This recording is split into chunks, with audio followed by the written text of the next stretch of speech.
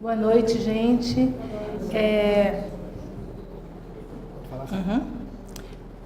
Pedindo permissão aos mentores da casa e agradecendo mais uma vez a oportunidade do Carlos, a Valéria, os diretores da casa, para a gente ter esse encontro e poder falar,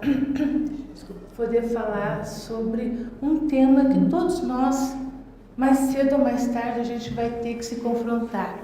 E aqui no Ocidente a gente tem uma ideia muito pesada deste assunto morte, né?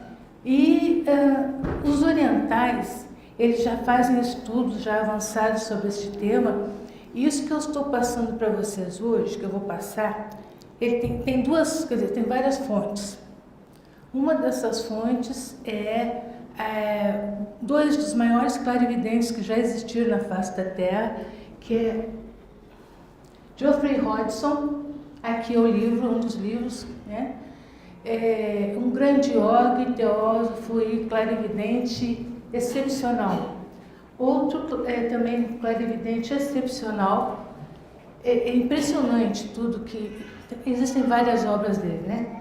O Leadbeater e o livro tibetano dos mortos, baseado no Bardo Thodol, e bem como o livro tibetano do Viver e do Morrer, que são relatos de seres já de luz, que eles mantêm essa memória de vários nascimentos e várias mortes. Quer dizer, porque a vida é uma só. Nós estamos aqui e aí a gente vai passando por vários processos. A gente morre, renasce e assim vai, né?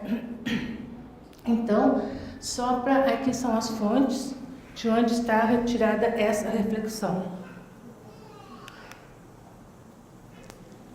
Isso aqui é um pequeno exercício que nós vamos fazer ao final, se tivermos tempo. Mas como eu gosto muito dessa oração aqui no iniciozinho, eu vou falar então uma prática de POA. É uma prática que se faz ao longo da vida para se preparar para este momento de passagem, para quando chegar nesse momento a pessoa estar preparada, estar bem, porque faz uma grande diferença, tá? Então, concentre seu coração e a sua mente em uma presença divina. Pode pensar em Jesus, pode pensar na Nossa Senhora, pode pensar no Buda, alguém que toque profundamente você. Se por um acaso você não é uma pessoa que seja voltada para nenhum cristianismo, nem no budismo, pense numa luz dourada, ok? Bom, pura luz dourada, e pode pensar depois Jesus, Nossa Senhora, Buda, a sua presença divina no centro dessa luz dourada. E aí vamos lá. Através de vossa bênção, de vossa graça e sob vossa direção, pelo poder da luz que de vós emana, possa meu karma negativo, minhas emoções destrutivas, obscurecimentos e bloqueios serem purificados e removidos. Possa eu me ver perdoado de todo o mal que fiz e que pensei. Possa eu consumar essa profunda prática de POA e ter uma morte boa e serena. E pelo triunfo da minha morte, possa eu ser capaz de ajudar todos os outros seres em todos os planos. Essa é uma prática de transferência de consciência próxima à morte que os yogis, os budistas, né, do budismo tibetano praticam. Tem uma sequência, eu só deixei esse primeiro comecinho, se der tempo a gente faz no final um pouquinho. Aqui são aquelas várias questões que nós nos perguntamos, né? Nem vou ler todas, mas enfim. A morte traz a extinção da identidade que usamos? Como é o processo de morrer? Como se ingressa na vida após a morte? Né? O que podemos oferecer à morte, não é? Pode alguém fazer planos para a vida depois da morte do corpo físico? Tem várias questões aqui, né? Dessa forma aqui. Vamos lá. Então, Geoffrey Hodgson, yogi, teósofo, clarividente, enfim, ele diz, então, essas pessoas conscientes do processo da morte física, diz o autor. O Geoffrey Hodgson, ele observou várias pessoas que estavam no processo da morte mesmo. Com a clarividência, ele conseguiu observar vários elementos. Então, vou relatar esses primeiros elementos aqui. Geralmente, a pessoa não tem consciência. A falta de oxigenação do cérebro produz um acontecimento semelhante ao sono. Dizem os tibetanos, semelhante a um desmaio. Essa letrinha aqui está muito ruimzinha, essa cor aqui, né? Mesmo que tenha havido sofrimento antes da morte, o sofrimento cessa antes do fim. A pessoa não tem uma consciência muito clara desse momento, de um modo geral, tá? O que acontece no momento que antecede a morte? As forças vitais vão sendo retiradas das extremidades e centradas no coração. Lá, são visíveis como uma bola de luz brilhante, dourada. A sensação nos membros inferiores é grandemente diminuída. Quando a morte está bem próxima, as forças vitais retiram-se para o centro da cabeça. A pessoa que está morrendo pode estar ou não consciente. Se estava em coma, a energia será visível à visão clarividente em seu veículo suprafísico, o corpo etérico. Se a pessoa tem coma, o vidente, o clarividente, ele vê uma energia que é o corpo etérico, que é a nossa parte energética, que ela é muito próxima do corpo físico, só que é, digamos assim, um corpo de energia, ok? Então esse corpo de energias nas pessoas em coma é como se estivesse assim, pairando acima da pessoa. E tem muitas cores que estão nesse... É um corpo meio brilhante, tá? A evidência se apresenta como um corpo energético brilhante. Um pouco antes da morte, a aura está fora do corpo físico, flutuando acima dele, mas ligada ao corpo físico por uma corrente de forças que brilham com uma delicada luz prateada. No geral, porque ela também muda de cores, tá? Mas no geral parece o fio prateado. Essa corrente flui entre as cabeças do corpo físico e do corpo suprafísico. Enquanto houver essa ligação, haverá a possibilidade do despertar físico. Algumas vezes as pessoas ficam muito, muito, muito mal mesmo. Eu já tive uma irmã que teve várias vezes à beira da morte e voltou.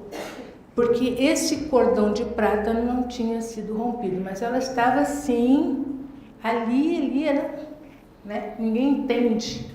Mas enfim, né? Quando o cordão se rompe, aí não volta mais. Enquanto esse cordão não romper, há possibilidade de voltar. O momento da morte é o rompimento desse cordão. Aí não há mais possibilidade de retorno. Aqui é uma citação que está na Bíblia, tá? Eclesiastes 12, 6 e 7.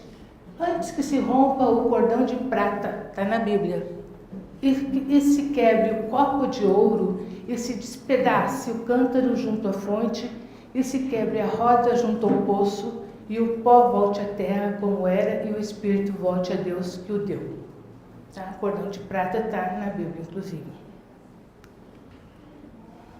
O tempo anterior ao rompimento do cordão, a pessoa pode fazer referência a pessoas que não estão presentes, etc. No momento do rompimento, o exato momento da morte, a pessoa ergue-se, como se fosse liberado de uma força gravitacional, tá? Uma atração gravitacional. Porque ela não tem corpo físico que fica respondendo, né, à gravidade. Então, tá? Os sinais da morte começam. Depois nós vamos ver como isso ocorre do ponto de vista do livro dos mortos do budismo tibetano. Em quase todos os casos, a pessoa está inconsciente como no sono, mas o que não ficou claro nesses autores é que há um momento que a pessoa essa passagem, ela tem momentos que a pessoa está inconsciente, como se estivesse dormindo, e há momentos de uma revisão. Então, dizer esses momentos exatos é muito difícil, né? Os tibetanos, eles vão mais longe nesse ponto, mas teríamos que fazer talvez um outro encontro para pensar bem nessa parte. Os acontecimentos da vida que passou passam por seus olhos mentais. Há uma perspectiva clara, causas, efeitos, omissões e suas consequências. Tal processo é essencial e pode se transformar em sabedoria, gerando frutos para a pessoa que está falecendo, fazendo essa reflexão. É muito importante tentarmos permanecer mental, emocional, fisicamente quietos e equilibrados num velório. Muito, muito importante. Tá? Pois a pessoa que está partindo não deve ser perturbada nesse momento. Ela está no corpo sutil. E esse corpo sutil, às vezes o corpo físico morre, desculpa, e o corpo etérico ele vai morrer um pouco depois, tá? Não é imediato, a não ser na cremação. Na cremação, a morte do corpo físico e do corpo etérico no mesmo momento, imediatamente. Tá? Mas, enquanto isso, a pessoa que faleceu, como já não está no corpo físico, ela está ainda assim confusa, muito, muito, muito sensível. Então, o que a gente pode fazer do melhor para quem está partindo é ficar em silêncio, ficar equilibrado e dizer umas palavras de gratidão, de amorosidade para quem está partindo. Isso faz toda a diferença. E quando é uma pessoa, eu vou falar, pode até ser que tenha depois para cá, mas eu vou falar depois, se não tiver, que partiu assim com a sensação de que deixou algo para trás, que tinha que resolver, seja problemas de família, bens, o que for. Neste momento, só diga assim: parta em paz, desapegue do que você deixou aqui. Sabe, tem que dar essa tranquilidade, essa paz e ajudar esse ser a se desapegar de pendências aqui. Tá? Não vai ajudar absolutamente nada. Porque a casa vai ser para quem? Vai não sei o quê? Como é que a gente vai dividir isso? Não, nada disso. É um momento de muita serenidade, manter a serenidade, falar umas palavras amorosas para essa pessoa, de gratidão, ok? Nossos pensamentos aqui, né? A pessoa que parte, abençoar essa pessoa, falar coisas boas e gratidão, né? Então aqui ele fala, após uma revisão, segue-se um período de completa inconsciência que pode durar 36, 48 horas, variando de acordo com o indivíduo. Esse tempo não é muito exato, ok? Então, às vezes, logo que morreu, está no processo de revisão, depois cai na inconsciência, no sono, depois volta, enfim. Tem umas variações aí, mas todas as fontes falam desses processos de uma forma um pouquinho diferente, mas falam desses processos. Quando o despertar ocorre, do outro lado, o falecido ainda está inconsciente do que aconteceu. Olha ao redor, em quase todos os casos, algum amigo ou parente está esperando por ele. Se não houver alguém próximo, então o espírito do grupo dos auxiliares, cujo trabalho é receber os recém-chegados, vai recebê-lo. São seres muito treinados. Segundo Leadbeater, o que é chamado de morte é simplesmente o ato de despir uma veste estragada pelo uso. E tão certo é dizer que a morte é o fim do homem, quanto afirmar que ele se extingue quando tira sua vestimenta, né? Apenas desapareceu de seus olhos a roupagem com que estávamos acostumados a ver uma pessoa querida que partiu. A roupa extinguiu-se, mas o homem que a usava permanece vivo e com certeza é o ser querido que você quer bem e não a roupa que ele usava. O problema é que não vemos, né? Não vemos, é que cada corpo, cada um de nós tem vários corpos, né? Vê unicamente aquele que está no seu nível. Por exemplo, nós vemos aqui, nós que estamos no plano físico. As pessoas que estão no plano astral, no corpo mental, quem está no plano astral vai ver quem está no plano astral. O nosso encontro é quando a gente está dormindo. Podemos nos encontrar, tá? Mas a gente não vê e nem eles ficam vendo a gente 24 horas por dia, não. Tem gente que acha que os espíritos estão sempre aqui, mais ou menos, pero no mucho, tá? Então, tem algumas presenças variadas, mas não é assim, aquele que partiu está grudado. Bom, pode ser, mas aí já é um caso não muito desejável, tá? Porque quem partiu tem que se ocupar de outras questões e não as nossas aqui. Tá? Eles não nos veem full time, né? Eles vão ver quem estiver no mesmo plano que ele. Você quer falar? Não, de repente outra coisa. Né? A morte não é o fim, é a passagem de uma etapa da vida para outra etapa.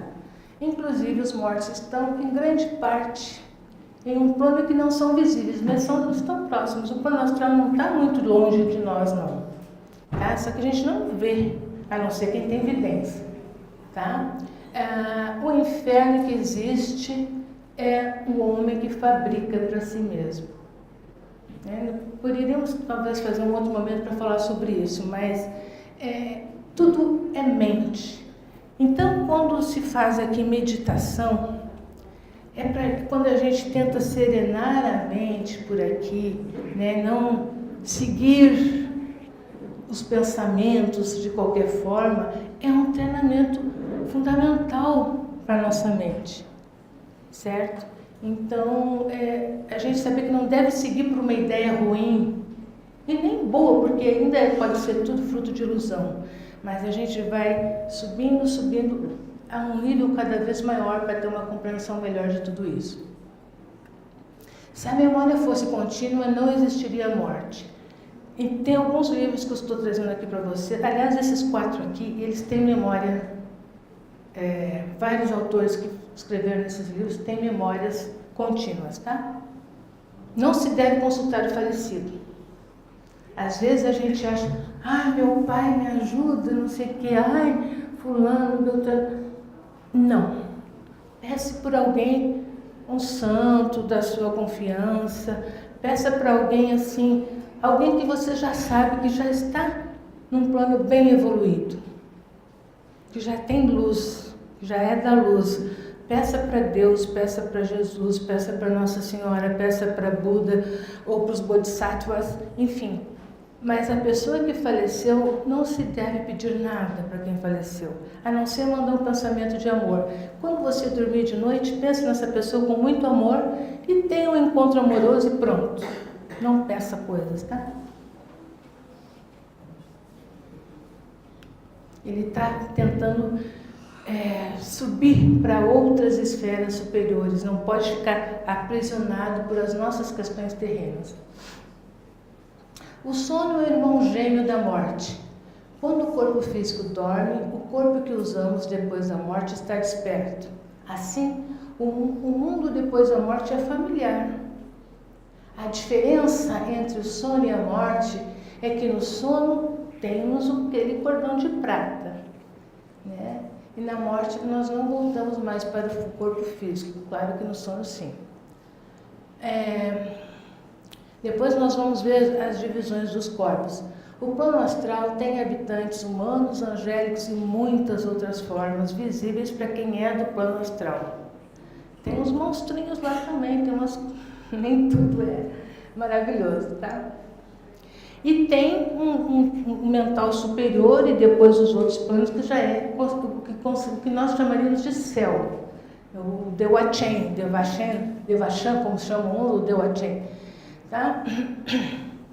O que a pessoa vê depois da morte depende da vida que levou no plano físico.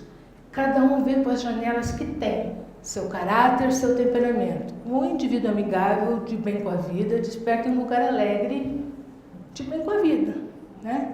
E quando é uma pessoa que não se abre para ninguém e centrada só em si mesmo, vai despertar de uma maneira mais isolada, mais triste. Quem é boa, quem é um pensador do bem, vai ver que logo virão pessoas a ajudá-los para fazer esses ajustes necessários do outro lado. As pessoas que partirem com uma consciência intranquila, sem terminar deveres, com vícios. Gente, seja o vício que for, até o vício do cigarro, que não se considera muito forte, né? Ou da bebida, seja o vício ou drogas, enfim, aí já são, né, bebida, drogas, já... Mas tem que tentar sair dele enquanto está aqui encarnado, sabe? Vamos tentar não desencarnar fumante ou sendo viciado em qualquer coisa, porque o espírito fica bastante aprisionado de uma certa maneira por conta do vício, né? Por exemplo, se é uma pessoa que bebe muito e fuma, bebe e fuma, não consegue, né? Quando morrer, o espírito dele vai procurar esses bares onde as pessoas estão bebendo e fumando. Em vez de estar preocupado com outras coisas lá do outro plano, ele fica fissurado, ainda mais que não tem corpo físico para resolver essas questões. É mais complicado, porque as emoções são multiplicadas, os desejos, quer dizer, que para quem não resolveu aqui, vão ser bem complicadinhos depois. Então, tentar parar de fumar, tentar, né, ter controle sobre a bebida, tá? Isso é muito importante. E outras coisas mais. O vício, às vezes nós nos viciamos em muitas coisas, inclusive numa relação. Tem pessoas que ficam viciadas no namorado, na namorada, não é? Existem muitos tipos de vícios também que temos que tentar ir equilibrando passo a passo até a gente não ficar mais nessa dependência. O artista que busca beleza, lá vai ser maravilhoso, porque as cores serão fantásticas, muito mais cores do que nós vemos aqui. O homem de negócios vai gravitar perto dos colegas no comecinho, mas depois ele vai estar lá, vai ver que não falam com ele, que não enxergam, aí ele vai deixando. No ramo da alimentação, deixa de ter importância depois, tá? Porque no plano astral, a nutrição dos corpos, ela é tirada totalmente da atmosfera, tirada do prana. Vocês já ouviram falar do prana? Hein? Não? Prana, forte. São as energias que nós utilizamos. Quando se faz pranayama, quando se faz respiração dentro da yoga, enfim, e aqui inclusive trabalhos de cura, se utiliza a cura do prana, o forte, para curar pessoas. É uma energia que está no ar. Então, a respiração é muito importante. No ar livre, num ar sem poluição, a melhor coisa possível. Respirar profundamente. Inclusive, dá para trabalhar vários elementos de ansiedade através da respiração, tá? Então, vamos respirar profundamente, sentir, porque inclusive a gente ativa alguns canais sutis que estão na nossa coluna e a evolução espiritual depende da gente ir iluminando esses canais. Vamos ver se um dia a gente faz isso, mas é mais esotérico mesmo. A roupa é feita por pensamentos, né? O transporte é totalmente por pensamentos. Nos mundos superfísicos, pensar em um lugar é se deslocar para lá. E pode ser de velocidades variadas, pode ser rápido, pode ser devagar. A privacidade é tão necessária na vida após a morte quanto aqui, mas não é um abrigo produzido pelo clima, tá? Porque também não existem climas extremos lá. São climas muito agradáveis. Há centros para a infância, há serviços para recém-chegados, serviços para necessitados em todas as atividades normais de saúde mental, há serviços para quem quer ser mais útil, nas linhas de conhecimento, alegria, amor, beleza. Mas não é tudo bom, não. Tem uns monstrinhos por lá também. Tem uns habitantes lá que não é só tudo de bom, né? Então, talvez um dia eu possa até fazer uma palestra específica sobre o plano astral. Tem muita coisa lá. A vida religiosa tem lá, né? Mas são poucas imagens dos salvadores da humanidade, dos avatares, né? Krishna, Buda, Jesus, Indra, quer dizer, Quetzalcóatl no México. Quer dizer, nós temos, ao longo a humanidade nunca foi deixada sem grandes instrutores. A cada 2000 anos vem um grande instrutor. A humanidade tem alguns mestres intermediários também. Tá? Então, lá naquele outro plano tem algumas imagens, mas é só mesmo como para direcionar o pensamento. Essa coisa de fé cega já não cabe mais nem aqui nem lá. Agora, também é uma morte no plano astral. É a segunda morte. Depois isso pode ocorrer. E a Bíblia fala disso, se eu não me engano, em Apocalipse, lá de São João. Toda pessoa que morre de morte natural, não dá para ver aquela letrinha lá, passa pelos mundos emocionais, que é o plano astral, e mentais com velocidade variável, até que o centro de vida seja retirado para o corpo causal, mental superior, que é onde começa o céu, essa ideia de céu. E depois nos outros planos mais ainda, né? Mas depende muito da vida que a gente leva, se a gente é uma pessoa mais espiritualizada ou menos, etc. A morte súbita por acidentes pode causar um choque temporário, né? Mas depois a coisa entra nos eixos também. Eu acho que como a gente não tem muito tempo, eu vou passando para a gente poder ver outras coisas, mas isso vai estar disponível, eu acho que no site aqui da casa, tá bom? Suicídio, né? Então, suicídio não é realmente o autoassassinato. E todo autoassassinato, sempre, qualquer tipo de assassinato tem uma consequência séria e grave, né? Tem alguns que existe uma variação aí, tá? Não é todo tipo de suicídio, porque se nós fôssemos pegar na sociologia, a gente vai ver no Durkheim, ele fala de suicídio altruísta, suicídio anômico, suicídio altruísta e egoísta e anômico. Então existem formas variadas de suicídio, né? E também isso é levado em conta. Agora, de qualquer forma, quando é um autoassassinato deliberado, as consequências são bem graves também, porque você tem que pagar. E compromete, às vezes, várias vidas.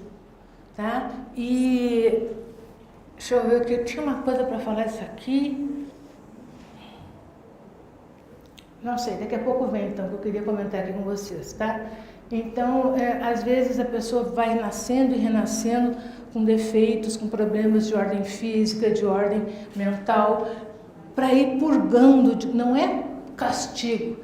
O karma não é castigo, o karma é justamente a consequência da lei espiritual. É a lei espiritual, o karma e o dharma, tá? É a consequência dos nossos atos e nós pedimos para passar o que a gente está passando.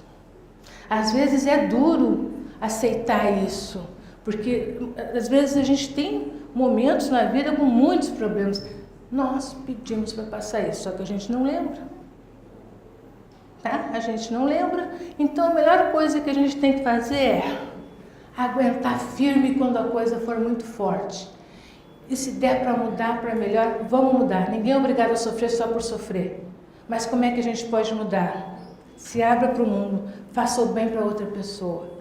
Isso vai alterar as suas condições kármicas, a maneira como você vai passar. Ok?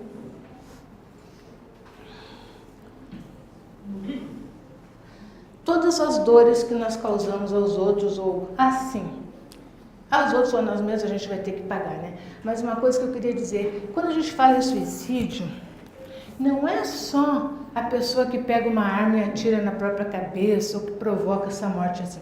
Por exemplo, tem pessoas que são viciadíssimas em adrenalina e que fazem questão de estar sempre em alta velocidade, sempre estar vivendo perigosamente, é um tipo de suicídio também. São condutas suicidas, tá? Então, pessoas que estão, de fato, na corda bamba, assim, corda bamba no sentido assim, vou morrer, vou viver, como se isso fosse trazer uma grande emoção. E quando morrer, é considerado suicídio. Aí elas entram numa espécie de inconsciência até que se cumpra o tempo que ela tem que seria o tempo dela morrer. Todo mundo fala assim, bom, a gente tem o dia marcado para morrer. Sim e não, a gente tem, mas dependendo das condições da vida, pode até acelerar, né? Quem vive o tempo inteiro perigosamente acaba acelerando a própria morte. Isso também é considerado um tipo de suicídio,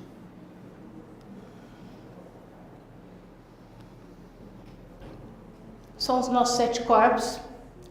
O físico e o etérico. Aqui o etérico é um corpo energético que tem logo atrás da gente, que são imagens da internet. Tá? O astral.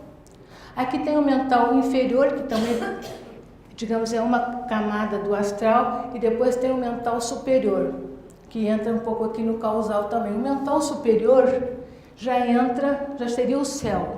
Isso tudo aqui ainda, a gente está muito cheio de ilusões no plano astral. Ainda não é iluminação, tá? Então, quando a gente vai daqui para cima, que aí sim é uma outra vivência, uma vivência superior. Aqui mais umas divisões, ok? Atma, essa centelha divina, todos nós temos. E é muito bom a gente pensar também, falar em consciência cósmica. O que é consciência cósmica? Todos nós somos emanação da mesma fonte, tá? Então, quando a gente tem essa centelha divina aqui, ó, então a gente tem que voltar para lá. E todos isso aqui a gente está encarnando e reencarnando para ter experiências de vida. Muitas experiências, muitas vidas. Tá? Até a gente se despir das ilusões todas, se iluminar e chegar naqueles planos bem superiores. Ali é céu. E aqui a centelha divina já é integração. Porque vai chegar um tempo que não tem assim, eu sou Maria Cláudia, você não sei quem. Não, todos seremos um com a divindade. Tá? A gente está nesse caminho, é a nossa evolução. É para isso que a gente está aqui. Aparição. Aparição é justamente quando o corpo físico morre, mas o corpo etérico ainda não se desintegrou. Então, às vezes aparece, às vezes no túmulo, às vezes no cemitério, tá? Desculpa. Sob certas circunstâncias, pode se tornar temporariamente animado e mais visível. Às vezes, em alguns centros espíritas, acaba animando um corpo que não era para ser animado, digamos assim. Mas tem coisas muito sérias também. A segunda morte, o cascão. Como a morte do corpo físico, o duplo etérico também morre. O falecido passa um tempo no plano astral e mental inferior e depois morre novamente, com exceção dos grandes iniciados. Pessoas que já estão num plano já bem evoluído, que nós temos muitos seres da luz encarnados nesse momento, dando orientação para a gente aqui na Terra. Né? Bom, o corpo emocional vai se desintegrando lentamente, mas sob certas condições ele pode ser reanimado através do fluido magnético do médium. Tá? Só que este corpo emocional já é um cascão, porque a pessoa já está passando para uma outra etapa. Tá? Então, ele tem uma certa memória, mas não raciocina, não vai mais longe. Ele raciocina aquilo que ele viveu, mas não consegue ir mais longe do que isso. Não gera ideias. Então, quando o corpo físico é abandonado, o centro de consciência se retira, rápido ou não, dependendo das condições espirituais, e vai para o plano astral. E depois vai para o mental inferior, que é o mental concreto. Tá? Aí depois é descartado e a consciência se focaliza no corpo causal, mental superior. Tá? E aí vai. Lá no mental superior, no plano causal, já começa então a reorganizar a nova encarnação. O ser humano é setenário durante a vida física. Depois da morte, ele é quinário, tem 5 corpos, que deixou o físico e deixou o etérico, né? E depois, quando ele vai para o céu, eles têm 3 corpos, os 3, o causal, o búdico e o átmico. Isso é o céu. No processo de retirada de autoconsciência do plano físico para o espiritual, uma separação. Os atributos superiores são atraídos para o eu superior, a vida celestial, e os inferiores flutuam na atmosfera terrestre para depois voltar às fontes. Eu vou passar aqui porque eu queria falar um pouquinho do Bardo Todol. Tá? Então, são pessoas que têm a consciência desse momento da morte, seres de luz, e que trazem uma orientação para a gente. Os despertos recordam suas inúmeras mortes e renascimentos. A arte de viver é tão importante quanto a arte de morrer. De acordo com o Bardo Todol, eu acho que eu tenho quantos minutos? Uns 5, assim, vamos correr. De acordo com o Bardo Todol, aquele que está para morrer deve enfrentar a morte de forma lúcida. É difícil, mas a gente pode se preparar. É por isso que a gente está falando sobre isso. Calma, com o intelecto treinado e dirigido, transcendendo mentalmente a enfermidade do corpo como se tivesse praticado a arte de viver e, perto da morte, a arte de morrer. Milarepa, que era um santo yogi do budismo tibetano, tântrico, ele, quando ele estava para morrer, ele chamou os discípulos dele, se recolheu numa caverna lá no Tibete. Ele tinha sido envenenado.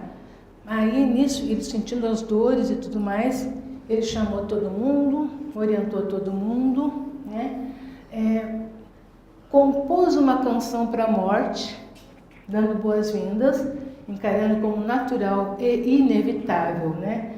Então, deu ensinamentos finais, cantou em louvor à morte, entrou em meditação, e logo entrou em Samadhi, que é o plano da não dualidade, de ser um com a luz, e morreu. Ele sentiu, e os grandes mestres eles fazem isso. Aqui são alguns dos grandes mestres. Sua Santidade o Karmapa, na vida anterior dele tem umas passagens espetaculares de uma prática de Tonglen.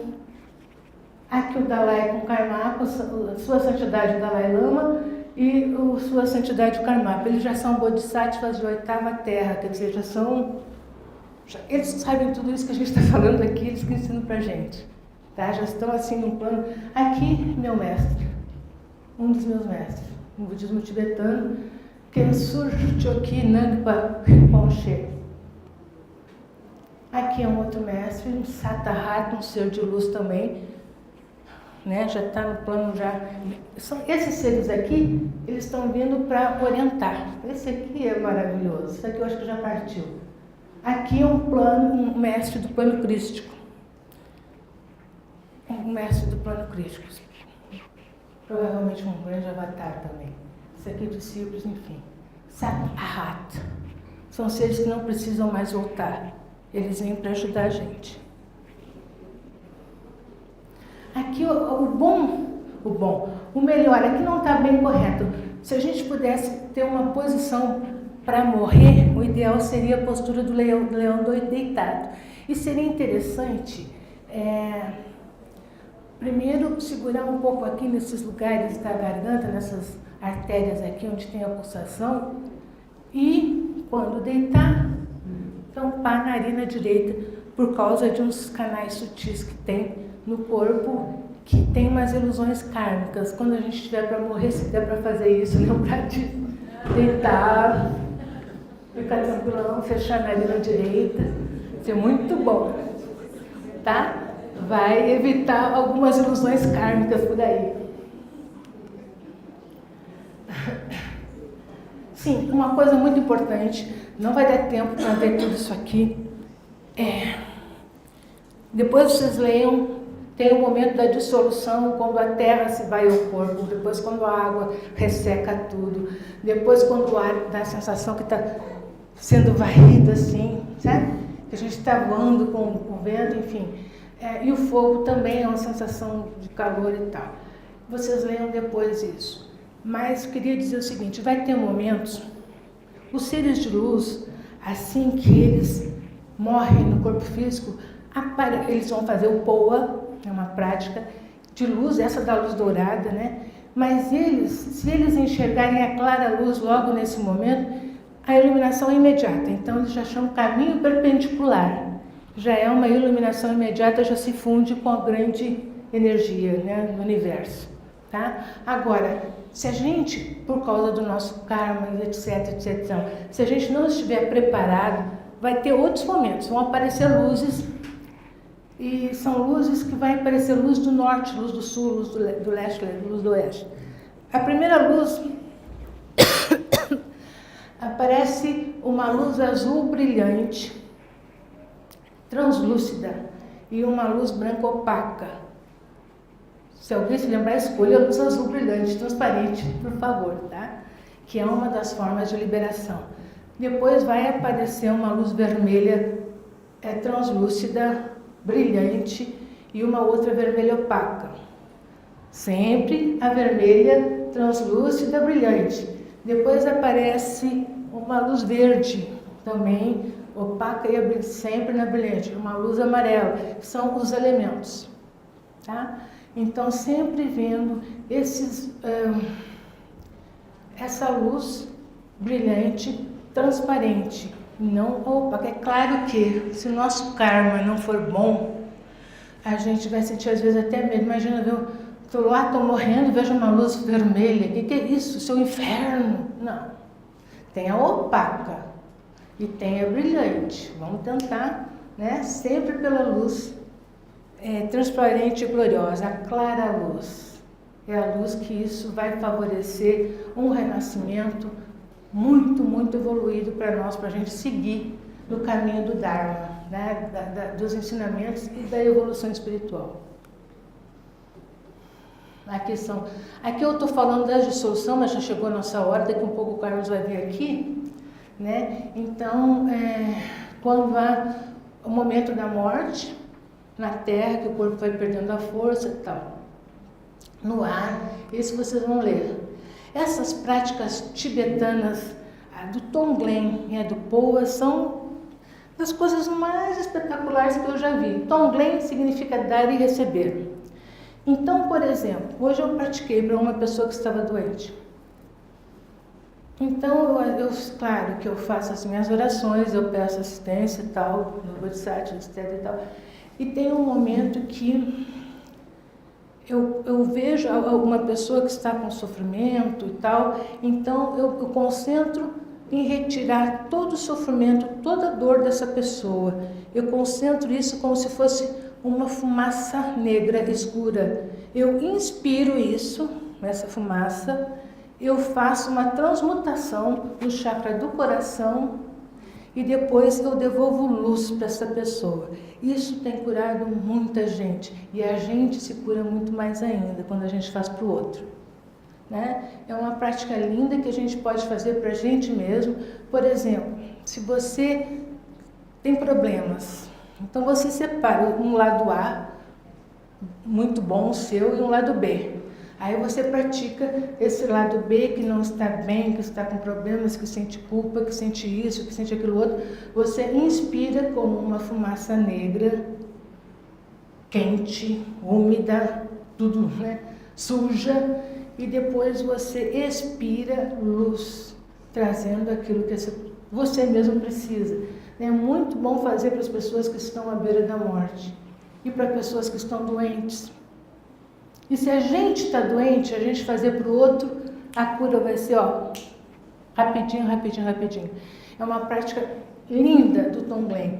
E a prática de Poa, que é aquela oração que se a gente, na hora de estar sentindo a morte se aproximar, a gente, se concentra numa presença divina, imagina uma pura luz dourada, põe Jesus, Nossa Senhora lá no centro, Buda, o que for, faça, através da sua bênção, de sua graça, sob vossa direção, pelo poder da luz que de vós emana, possa meu karma negativo, minhas emoções destrutivas, obscurecimentos, bloqueios serem purificados e removidos.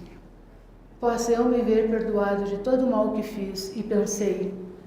Possa eu consumar essa profunda prática de Poa e ter uma morte boa e serena, e pelo triunfo da minha morte possa eu ser capaz de ajudar todos os outros seres em todos os planos. Agora você imagina que essa presença que você invocou responde com um sorriso bem amoroso para você. Um sorriso de compaixão aqui e vem como se fossem raios de luz do coração desse ser de luz e que atinge você no seu coração também e purifica você das emoções destrutivas.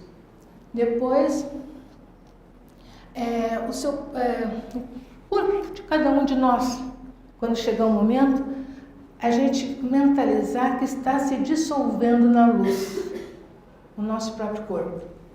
Tá? O corpo de luz que somos se eleva ao céu e se funde com a abençoada presença da luz. Permaneça assim em unidade com a presença de luz. Todos são luz. Tá? Então, eu tive que dar uma corridinha, mas vocês podem ler todo esse material. Nós temos 1 ou 2 minutinhos antes que comecem a chamar aqui. Que tal a gente fechar os olhos por uns instantes, ficar com a coluna retinha.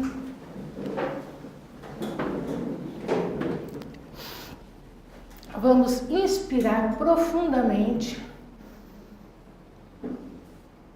bem cheio o pulmão, e soltar o ar profundamente, aí, como se a barriga fosse encostar nas costas. De novo, soltando o ar. Mais uma vez, soltando o ar. Agora vamos imaginar que cada um de nós é uma fonte de luz, um foco de luz dourada. E que os seres de luz estão nos vendo. Vamos imaginar seres de luz aqui à nossa volta e nós somos luz também. Cada um imagine Jesus, Nossa Senhora, quem quiser. O ser de luz da devoção. Nós somos luz também. Sentindo paz, serenidade, muito amor. Agora nós que somos luz, vamos nos misturar com estes seres de luz e ficar nesse momento de pura luz.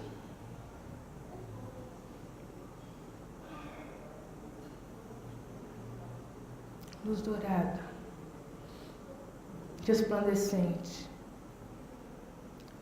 Lembrando sempre da clara luz, que no dia que a gente partir, todos possamos reconhecê-la e entrar no caminho da luz.